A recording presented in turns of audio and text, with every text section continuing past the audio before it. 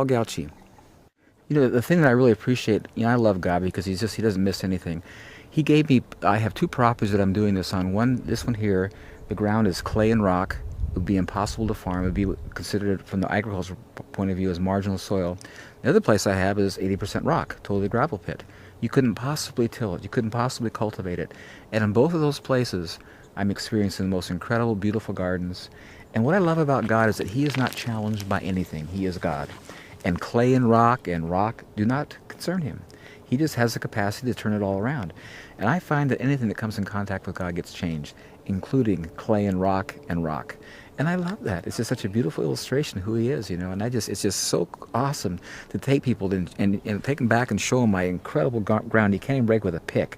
And walk on this stuff. It's totally buoyant. Everything's just growing great, you know. And I didn't do anything. I just put the cover down and God does it all, you know.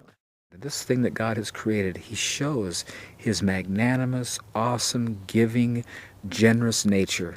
And it is so beautiful in comparison to the man approach of tilling and putting back, constantly being on a treadmill running, never getting on top of it. All these wood chips just sit here. I don't do a thing. Anytime I choose to plant, put a seed in, it totally thrives. If I don't use it, it just waits for me and develops, you know, richer qualities. And in the meantime, it doesn't blow away, it doesn't turn to weeds, and it just stays. Where conversely, anything that I do, if I don't stay right on it, maintain it, I lose it, you know, kind of thing. I'm a slave to it. And again, it's just this incredible quality of God of just setting us free. What I find quite interesting is that the issues we have in agriculture, and I'll just list them: soil preparation, fertilization, irrigation, weed control, pest issues, crop rotation, pH issues, none of those issues exist in nature. And what I'm finding at my place, none of them exist here either. And I feel just so thankful to be set free from that. The whole issue is so very simple. It's all about cover.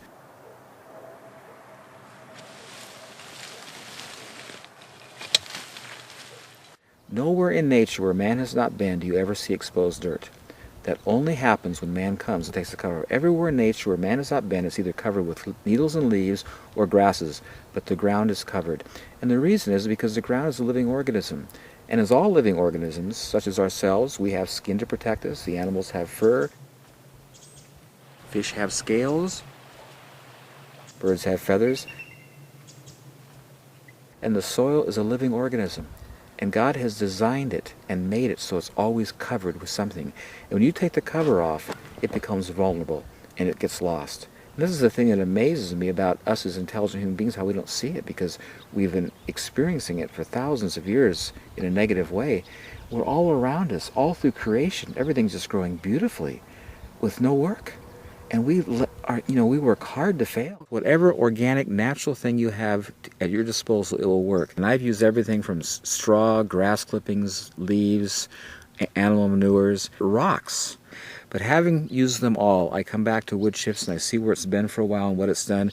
It is my favorite. It just is the nicest thing to use. First of all, when I speak of wood chips, I want to delineate between wood chips and other things that people put in the same category, such as bark, or shavings or sawdust.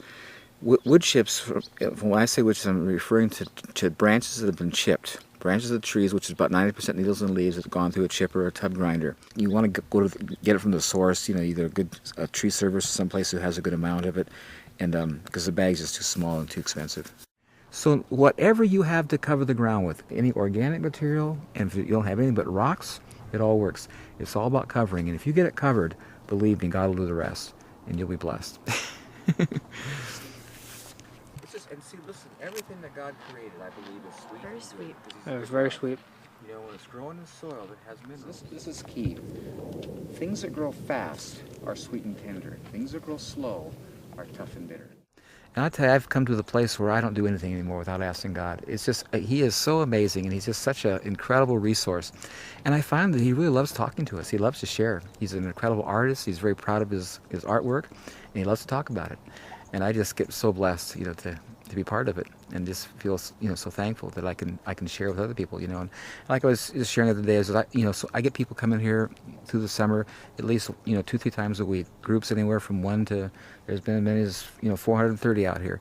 And I just feel like a piece of PVC pipe with water going through it. I'm just a channel. I don't do anything. I just hear from God and just transfer it, kind of thing. And it's just a blessing to just to be that, And I've been a gardener for 55 years, and I've done, we wore out shovels as kids with spading. I've done tilling, done all that stuff. And it's so amazing now. My only tool is a rake, and it's just so easy and so simple, and the production is so superior to what I ever had. Ever wonder why you're working? Ever tire of researching?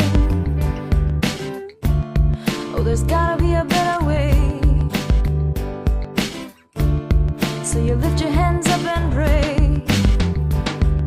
Father, can you hear me?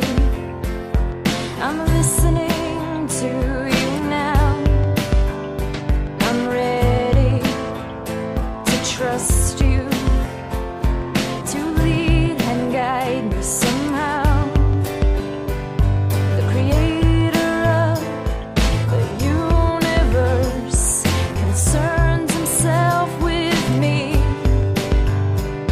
He's passionately revealing his culture of love and of peace to Eden. Eden, Eden is the place of freedom. To Eden, Eden, Eden is the place of freedom. Your yoke is easy, your burden is light. Help me to lean on you the rest of my life.